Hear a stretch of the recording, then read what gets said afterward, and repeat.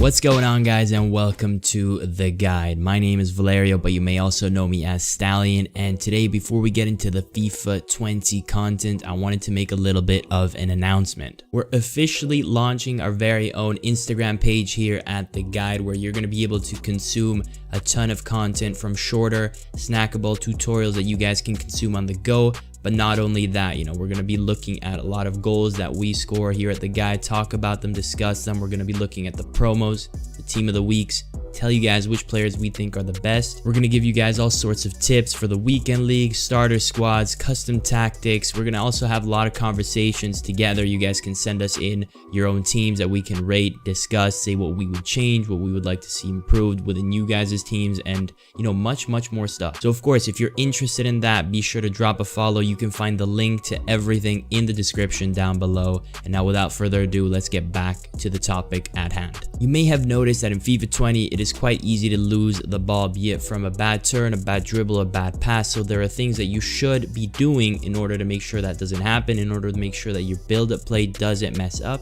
and in order to make sure that your chance creation is on point and you don't give up possession and give up a counterattack. Now, you may have noticed that I mentioned both chance creation and build-up play, and that's because what we're going to be talking about today is relevant on both ends of the pitch, whether you want to make the difference between giving away an easy goal and getting out of your own half, or make the difference between creating a chance and potentially scoring or giving away a counterattack. These are all things that are going to be relevant to your gameplay.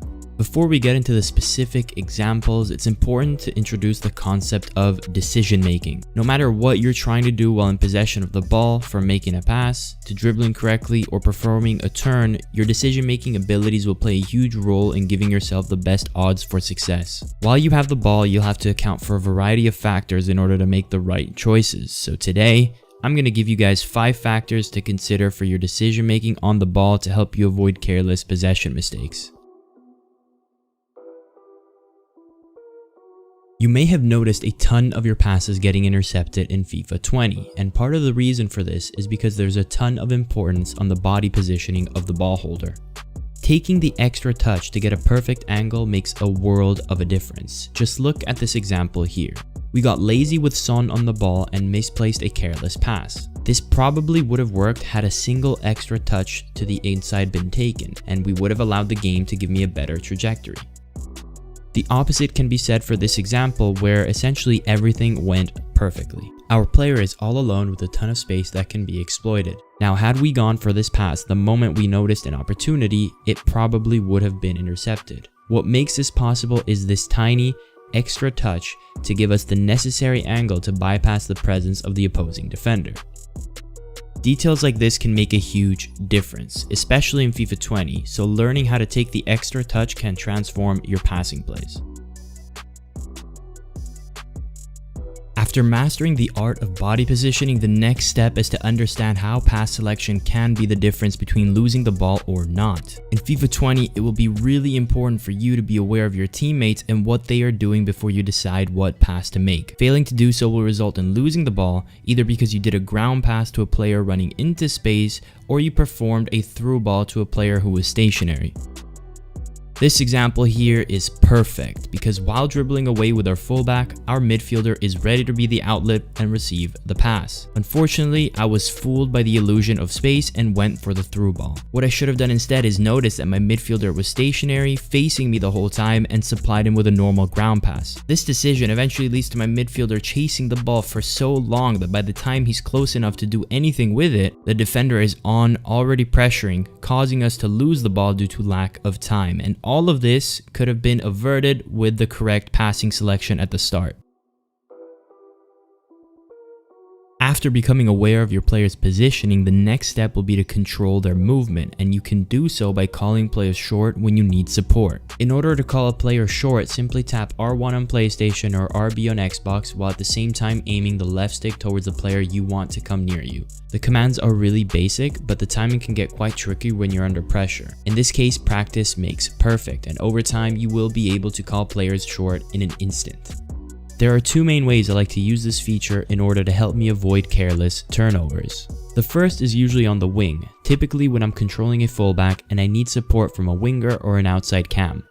A problem I usually find is that players ahead of me will try and supply me a run, and more often than not, there's nothing I can really do with these types of runs, so I'd much rather they came short. By using this feature and calling them close, I'm able to do just that. I'm able to have them come close to me, give my player an easy outlet, and avoid putting myself in tough situations with minimal options. This is essentially the most basic application of this tool and can be applied in a variety of ways, but at the very least, it should help you avoid losing the ball carelessly. The second scenario I use it primarily to make sure I don't give the ball away is for corners. So far in FIFA 20, unless you have the mega teams necessary, it feels like it's not really worth risking the header to try across. I usually prefer playing it short and creating a play from there. Pressing R1 or RB while a corner is underway pulls the first man short for the corner, but that's only the first phase. Typically, there will be someone else outside of the box and he's the one who is your target. Once you've played the corner short, calling the player outside of the box will give you an outlet to begin the attack on the edge of the box. Now, there is no set rule for what to do here, but the idea is to make the most out of a corner now that headers aren't as consistent. The final two tips to implement in your gameplay are related and essentially play off of each other. The first of these last two refers to awareness, and what I mean by that specifically revolves around being aware of the indicator on top of your opponent's player. Knowing where that indicator is at all times will tell you who your opponent has selected, and this can heavily influence the decisions you make while on the ball. Over time, this will come naturally, but you may have to make an effort at first to pay close attention to this detail. This clip is a really good example of being aware. With Lenglet holding the ball, we initiate a change in direction because of who the opponent is selecting.